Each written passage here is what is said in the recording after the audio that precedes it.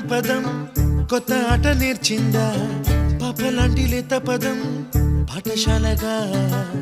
కూనలమ్మ జానపదం పల్లె దాటి వచ్చిందా చవళిల జానతనం పాట చూపగా కుంచెలో తాగే చిత్రాలు ఎదురొచ్చేలా అంతటా